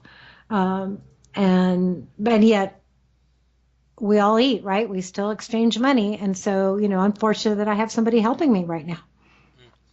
Right. And in regards to, well, maybe you can help me with this issue. I already got my answer at this recent conference retreat that I was at this past weekend in the Toronto area with Franco De Nicola. doing a lot of healings and meditations and such at this place called the Hive.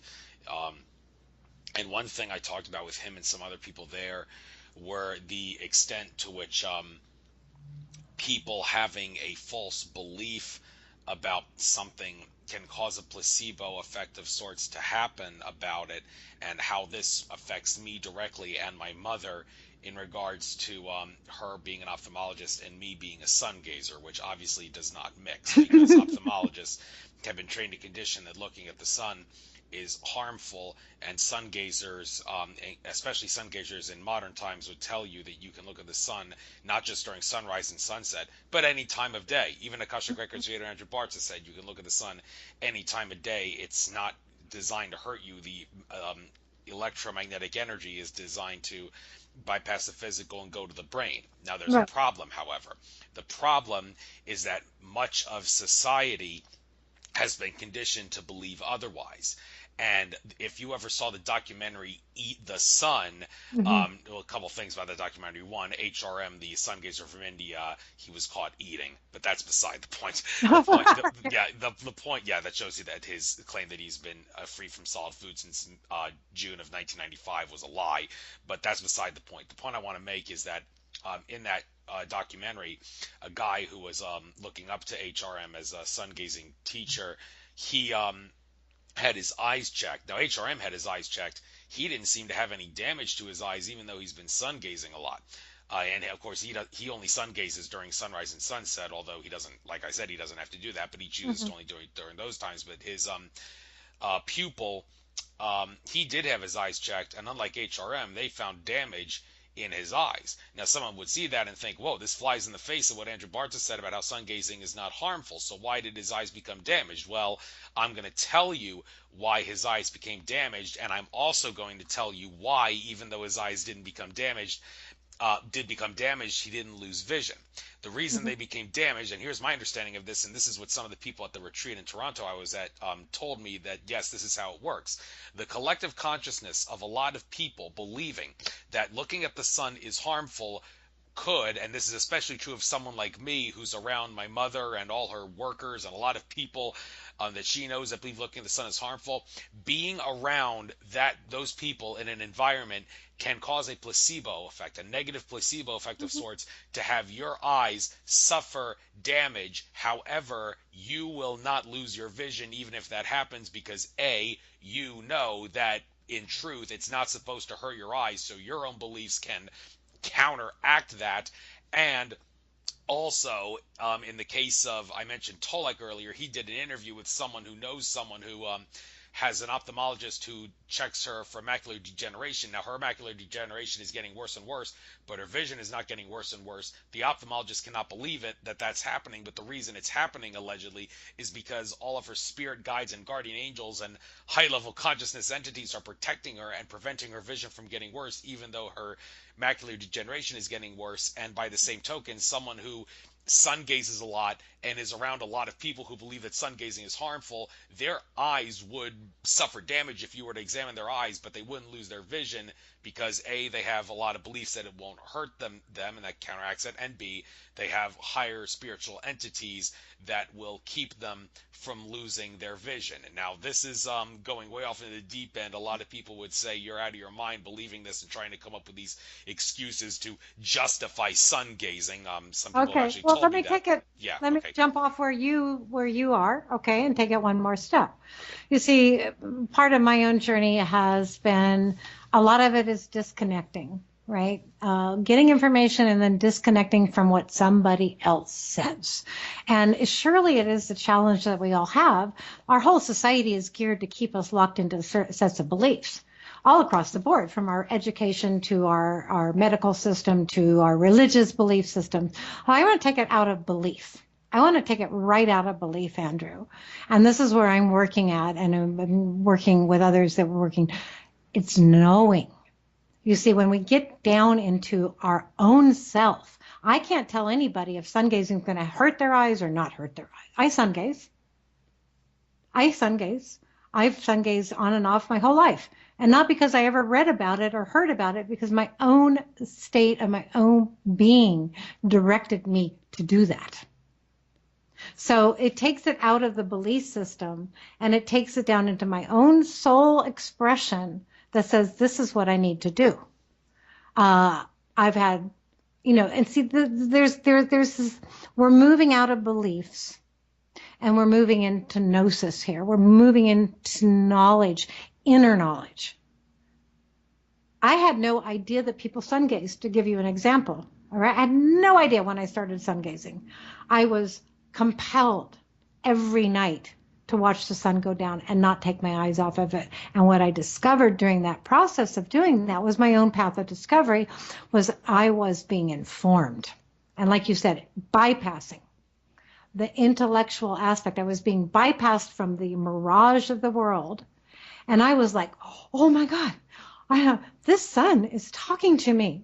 And the stars talk to me. So you see, that's the place where when we get there, we're not doing it because we're testing it or we're being told by somebody else. It's because we've gotten to the place in ourselves where we have our own gnosis about how to do something. I know people, I have a very good friend here. She's been interested in breatharianism for a long time. I know for a fact, I know her really well. She's gone without food and water for 7 days. She discovered a lot about herself during that process. Most people would say you can't go without water for 7 days, right? You're going to die. That's the common knowledge that we have in our world. And yet she put herself through that process because there was something she needed to learn. But that's not a goal and an end. That's just a process for informing ourselves. That's how I see it. But you're right. You're right. If there's enough belief, we have a whole world projection right now that really is what we're up against. There's enough humans on this planet right now that believe in a political system, that believe in a religion, that believe that religious wars. That's really what we're up against. And you try, as soon as you start to move out of that agreed upon consciousness, there's always going to be counter to it.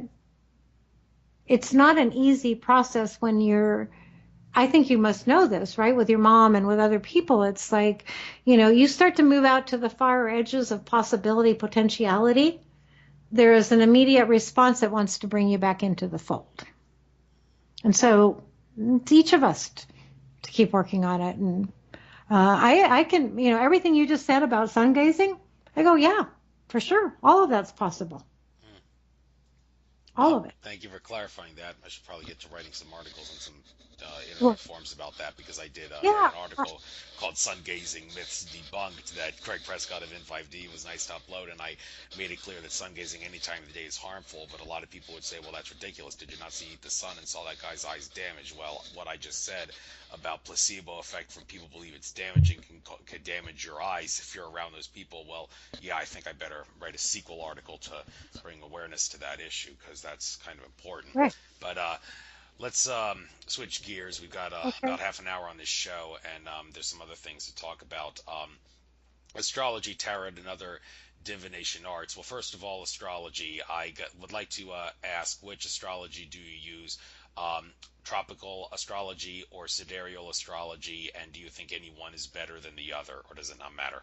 No, and that's in a little bio that was up on a website. This is my life journey, all right? And I'm not an astrologer by any means. I've been very blessed to be with some really fine astrologers. And then again, I'm going to go to that place inside Andrew at a different times in my life where what I understand from astrology came from inside. And like I said, when I realized that the sun was talking to me, I also realized that the planets also inform me.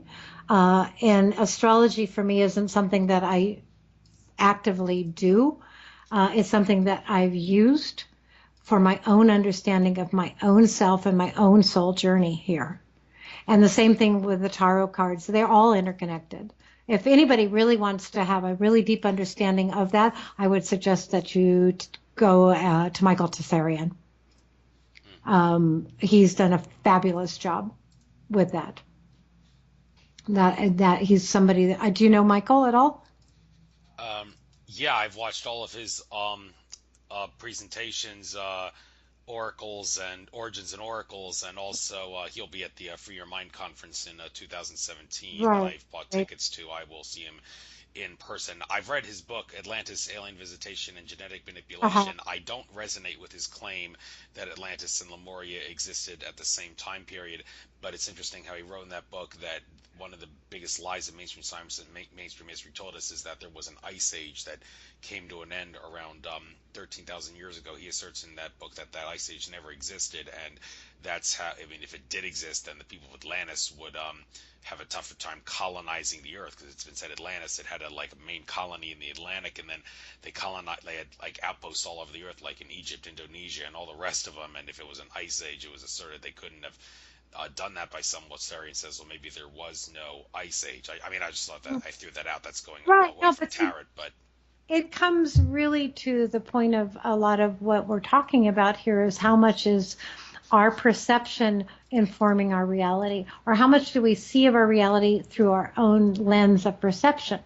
And, the one thing I do hand to Michael Tessari, and I've listened to him for years and years, is that what he thought at one time, he's willing to change, right? He's on a journey.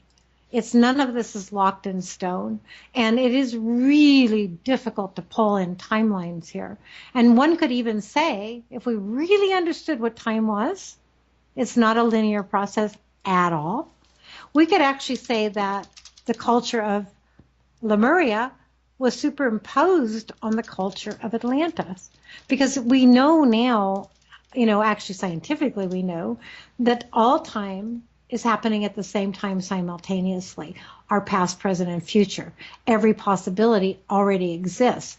So that's why I really get into, my own self right now. My own journey is understanding how our perception informs our reality or forms our reality.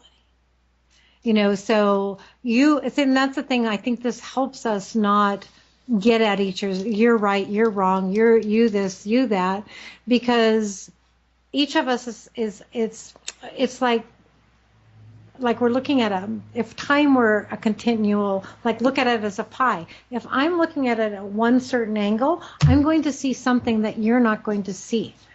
And this is where I really love being able to talk to a lot of different people from different disciplines, different areas, and compare what we're each perceiving.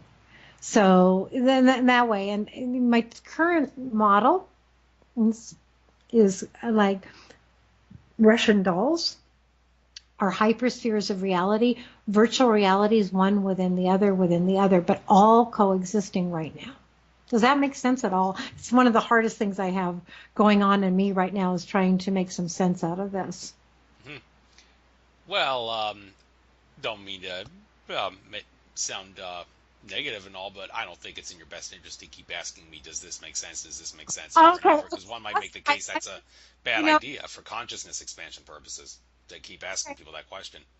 well, because, okay, I can agree. The reason I ask it is because I'm in a moment right now inside trying to bring forward a consciousness or a perceptual data, and it doesn't really fit. And I'm not a scientist. I know a scientist could put this out there, and a physicist, and they could say it in a certain way that might be more, um, let's say, feasible for the logical mind to understand. Um, and yet I know when I talked to you early, just briefly yesterday, and I do know this, is that in any given conversation, there's an energy being built up here. So yeah, if I don't say that anymore, if that makes you happier, I won't.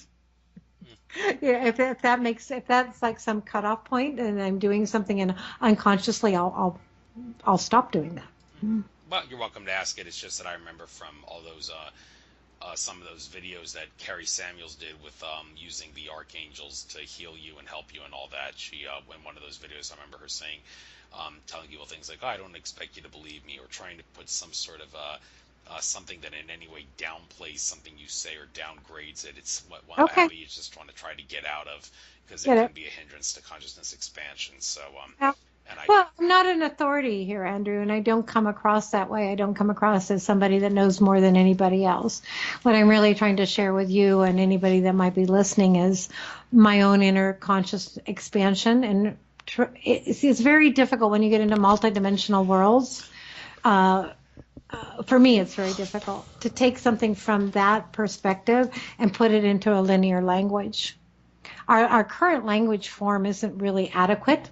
I believe, and this is a belief because I can see it, or it's a belief and it's something I can see into the future, that we will move again into a time when we're not using language structure. We'll be using much more of a communion type of situation, a knowing state where we're sharing information that way. I think it's already happening, or it's happening with some people that I'm close to, where we just know. We know what the other's feeling. We don't need to try to express it in this language form. And time fits into that for me. And yet there are people doing really good work out there right now talking about what time really is. And I'm always happy to share what I know from my own experience. And yeah, okay. I wanted to go on to this other tab here, a metaphysical view of creation great. and the journey of many lives. Now, metamystical, first of all, take the second part of that word, mystical. What does that have to do with? Well, some would say that has to do with mysteries. Well, then again, what is a mystery? Because there seems to be a lot of confusion about what one can define as a mystery, mysterious, mystic. What does that exactly mean? Okay. I'm going to throw a name out there for your listeners to listen to. Neil Kramer. I had him on my show. In fact, I was thinking of him at this exact moment. We did talk about this. I'm just trying to get your take on this for this sake of conversation. He actually takes it out of the mystical, because what we're moving out of is a mystical. Mystical is mystery, yes. And there is an eternal mystery. See, when you're in conscious flow, when you're in conscious expansion, you're always in the eternal mystery. And it is the very thing that one cannot transcribe into anything finite, because it's always in flow and expanding. When I say metamystical now, which is a term that just sort of came to me when I was chatting with a friend one day, my friend Jeffrey Sewell, who came up with metabiology. So where I find that metamystical comes in, we've always had the mystic, right? The isolated being that was having these mystical experiences from our deep poets, from Rumi. You could say that about Buddha. You could say that about many, many of the avatars that have been on this earth plane. They're tapping into an informational field that's the mysterium. It's always the mysterium because it's always giving something new into the manifested world. Metamystical to me is that we're having a mass consciousness awareness right now, awakening. So what happens is when I share with you and you share with Neil, and we start pulling all these dots in from our own inner mystical experiences, we're now in a creation plane that I call metamystical. Because without the internet, without the computer, without the massive downloads of information coming through right now, when I hear something that resonates with me, I know that it's waking up an aspect of myself within my own DNA structure. And as we're all doing that, we are augmenting a field of knowledge, conocimiento, knowledge. And as each of us are tapping into that, it's waking us up to deeper and deeper levels of this reality. So that's what I talk about. And that's really got my interest. Beyond my personal life story right now, which is not all that interesting anymore, I'm more interested in knowing you and knowing other beings out there that are, all of us are somehow taking our unique essence and putting it out here into this field. And that's what I mean about that. I'm sure have had your own mystical experiences. You've had those aha moments. You've had those moments of epiphanies when all of a sudden something really makes a lot of sense. Those are the moments that for me are the nodes or the lights going off. And if I can say it this way, as the false matrix grid is coming down, because it is in its destructive phase right now, those of us that are in that process that we're describing here are recreating or creating something new from that particular destruction.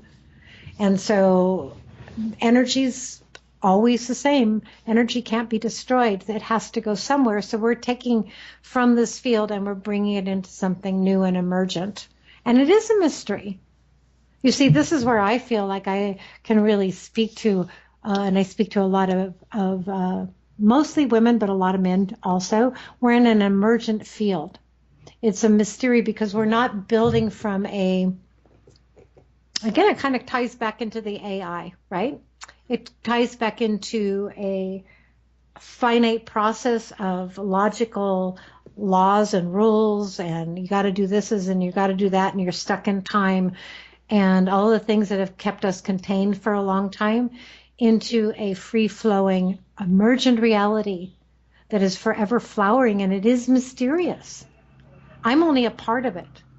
I'm just along here with giving my part of my energy to something that I can sense, I can feel, I can start to see happening. We don't have to redefine our world as a hierarchical structure. It would be more akin to a flowering of life. And I don't know what that's going to look like.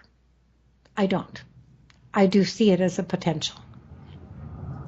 Well, I think of it as a good potential, a flowering of life. That would have to be something positive, I would think. And but on regards to positive, negative related to that, it says you do not live in a right-wrong paradigm. Now, when I read that, the first thing that occurred to me that I thought of when I read that you do not live in a right-wrong paradigm is the whole philosophy of whether or not it makes sense or is appropriate to say you should not say you should do this. Like I watched one of Mark Passio's presentations recently where he said one of the things at the New Age movement that drives me absolutely crazy is when they say that you should not use the word should. Now, first of all, they're being hypocrites because they're asserting something that they think you should do.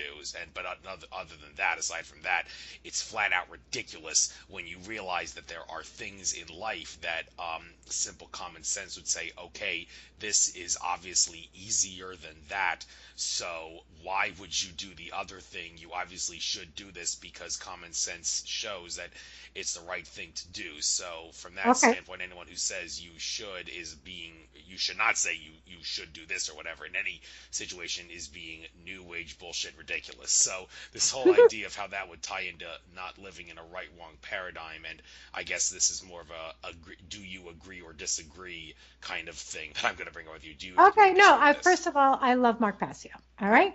He brings something forward. So here's the thing. My inner self knows right from wrong. And I think that's what he brings to the table. There's natural law here operating. When you know natural law, not the imposed from outside law of you should or you should not, this is good, this is bad. When you open up the gates to your own inner sovereign state, you don't need outside help. You don't need it. And so that's where that should. I would never say to somebody, you should do this or you should do that.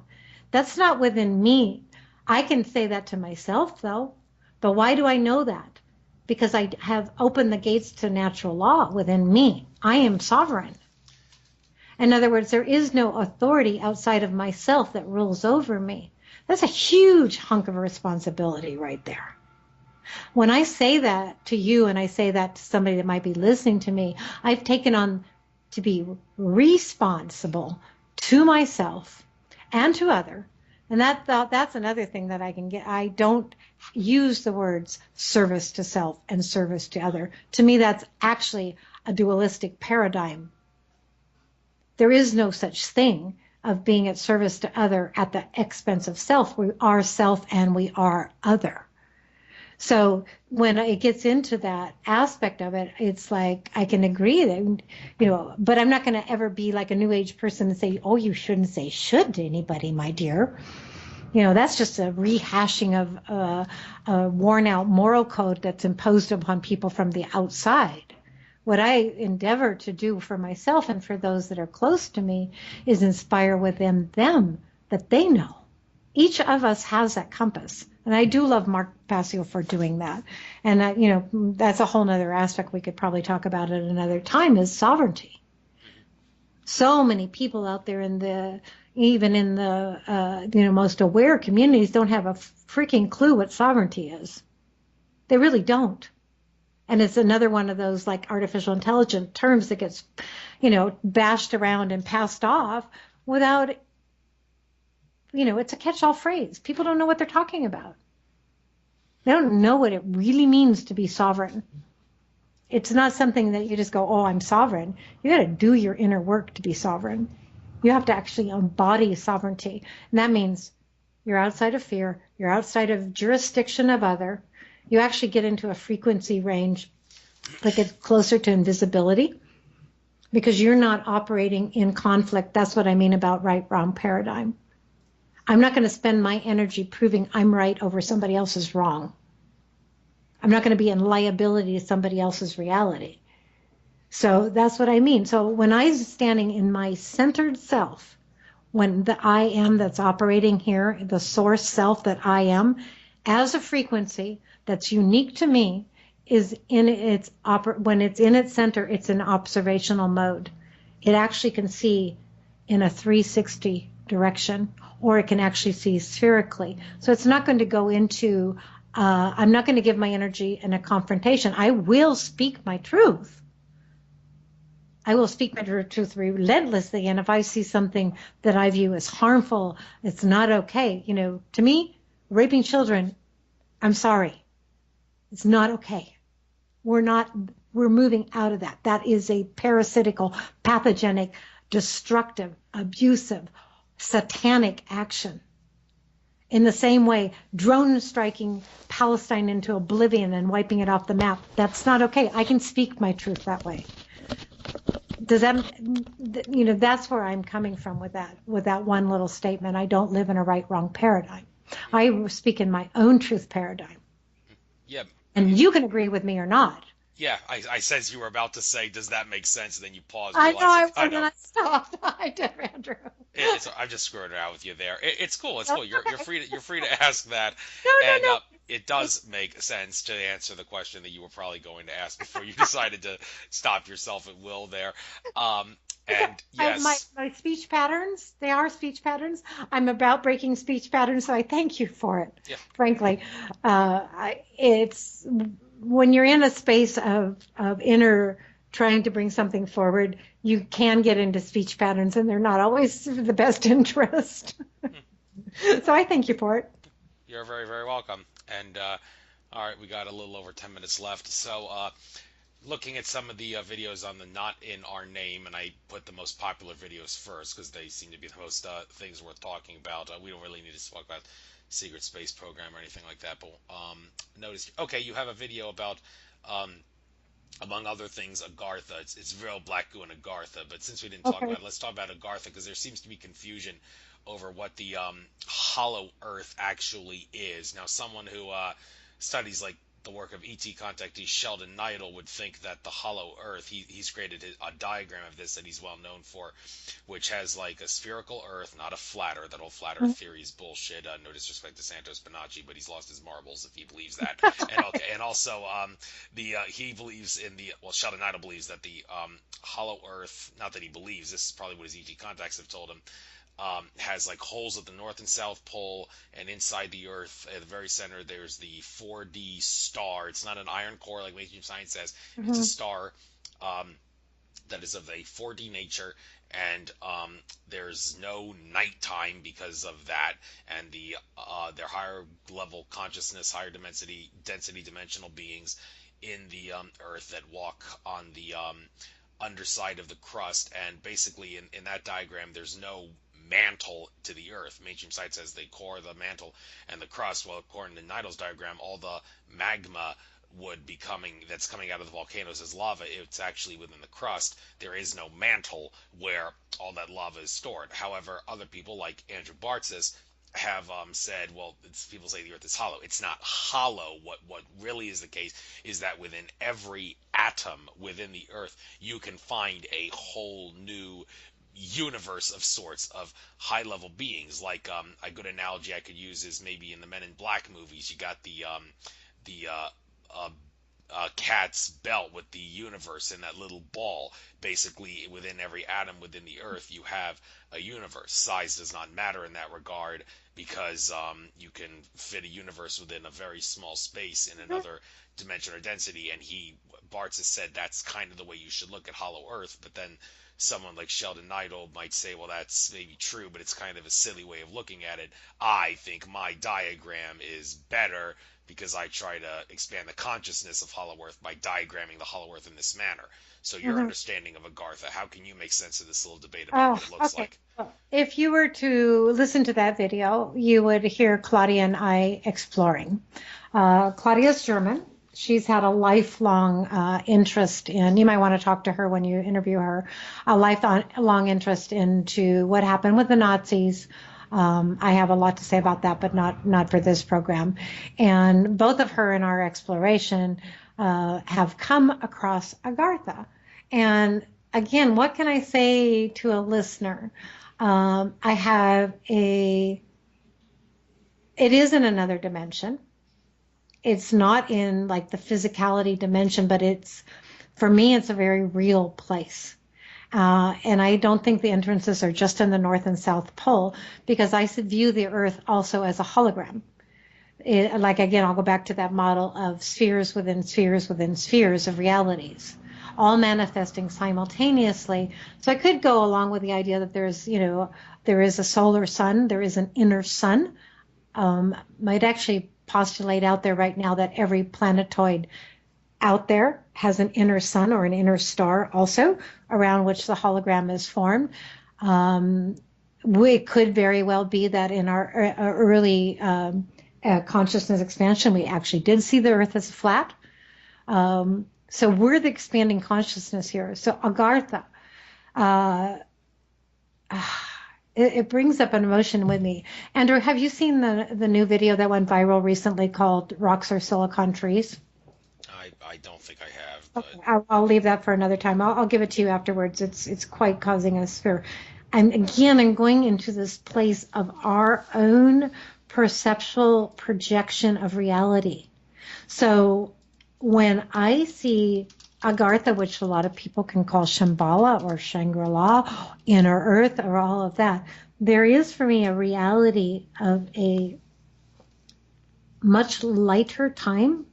You could even put it in the time frequencies or the time dimensions of it's like it's so light there for me. This is what I see and what I feel. Might not be what anybody else sees and feels. That the dimensional beings transit it easily. It's a portal of entrance and exit through all the solar system and out into the galaxies. We are galaxies ourselves. If we talk about the Earth being a galaxy, well, then we are also galaxies. So we know that we're not solid matter. We know that for sure. We know that we're mostly space. We know that we're mostly conformed of time. And we hold very little matter. So as we turn into that frequency match, when we have an experience, we're actually in that field. Even though we might feel that we're still in a physical body, we're still in that field.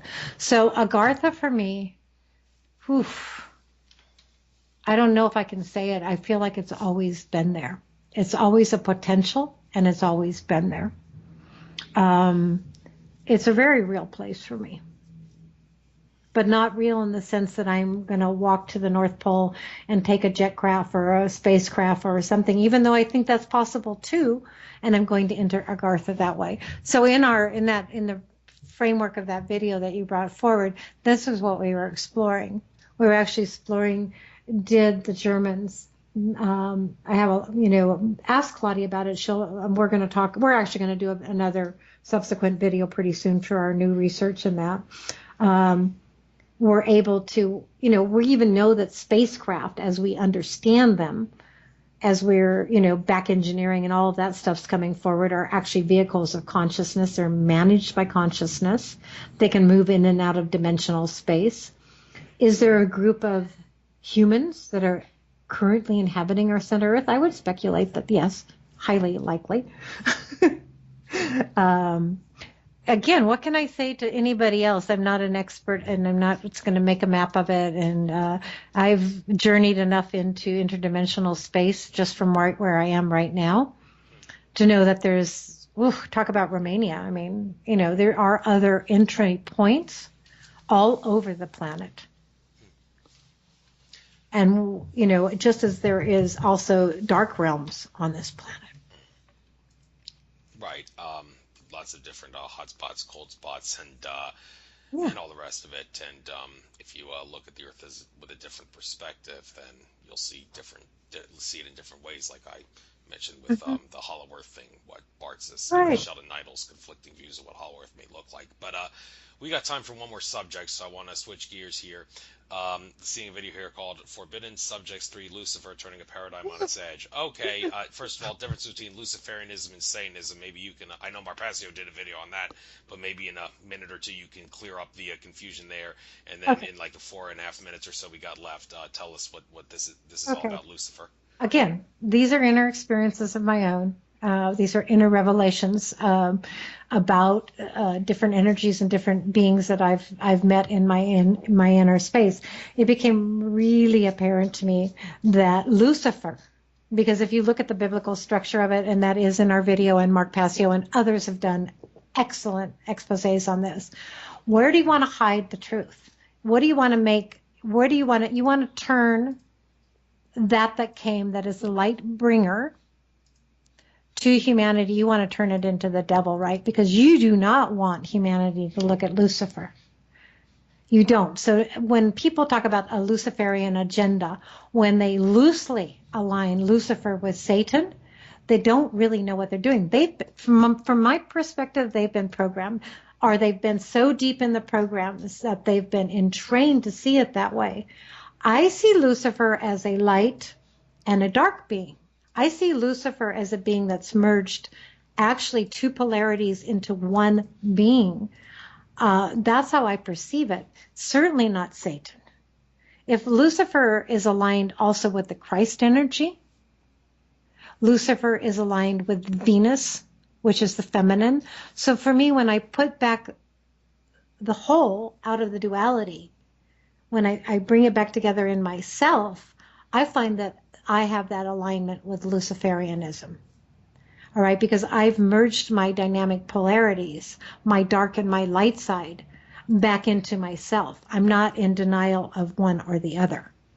I'm not all the way down the left-hand path, and I'm not all the way down the right-hand path. Perhaps my soul's already made that journey. So now I'm in a place where I'm a light bringer myself, because I'm touching on a core level of my own essence that is a radiant light. Now, this is my experience with my own journey. And it's just like I would say to any listener right now, if this is triggering something in you, do your own research. This is where I say, do your own research. Don't loosely just say something because that's what somebody else is always saying. People say things over and over again. They misabuse language unconsciously all the time. So where I feel that these very large beings that are part of the formation of us here on this planet, all of those were co-opted by a very dark agenda. And their energy, they purposely, look at what Christ really is, the Christ energy. And what does most of the world see is a death society. They don't see what the real message of that is. They celebrate the death of that man, of that being that came here as a man. So it's like, just keep turning your world on its end. This is what I'm really doing. And even when I'm speaking right now, I'm still turning. Turn the world around. We're living in an inversion right now. So something's bad, look at it. Oh, is it bad? Question it. Question it, question it, question it, question it. That's really what I would say, probably to end our talk today. there's a lot of different points during this interview. We could have ended the talk because it was a great talk. It would have ended it on a high note, no matter what subject we ended it with. Yeah, I just had to ask you something to make the full 2 hours go by. So with that being said, I guess I'll tell you the same thing I tell all of my guests at the end of every show, and that, well, first of all, I loved having you on. This was very enlightening, very knowledgeable, great wisdom. I'll make sure this information gets spread far and wide. Upload this to Blog Talk and also YouTube so people can listen to it, and I'll try to get that on no later than Monday, and I'll post the link on social media networks, Facebook and such. thank And you. if you ever need like another like a medium or something to get, not that you need me to do this, but hey, if you ever want to come on my show again, give me a buzz and I can maybe give you a half an hour to an hour special. However, as far as me contacting you or any of my other previous guests goes, to tell you the truth, ever since I started doing this show from day one, I've always felt an obligation to try to get as many different guests on my show as possible before giving any one specific guest double dips, because I felt that was the fairest, most impartial, and most informative way of doing a radio show that wants to expose the true and false nature of reality. So if I don't ask you to come on my show again, please understand that's only because I need to give thousands upon thousands of other fascinating individuals a chance to have some glory on my show, and I may be doing that till the day I die, so I'll be getting different guests on till the day I Thank die. you. So Thank you for what you do, Andrew, and thank you for having me on. yes, And and I'll have Claudia on in 2 weeks, so I'm looking forward to great. that. That's fabulous. No, I appreciate it. And if I ever feel like I really want to, see, this is the beautiful thing is like, and I feel the same way. I love talking to people, and I love sharing what I am, and let it roll. Andrew, thank you for what you do. You're very, thank you very much for that, and great job on this show. Maybe I'll listen to it again because it was very enlightening. I want to try to better digest some of this information. Thank you. And we do have the website, and we do have a Facebook page. It's Earth Empaths. It's a public group. It's wide open. Sometimes it gets a little weird, but and the website, and we are constantly writing articles and putting out videos. I'll make sure I put that website in the description when I Awesome. upload it. All right. So take care now. Darling. Okay, you too, darling. Thank you. Later. Bye-bye. Bye.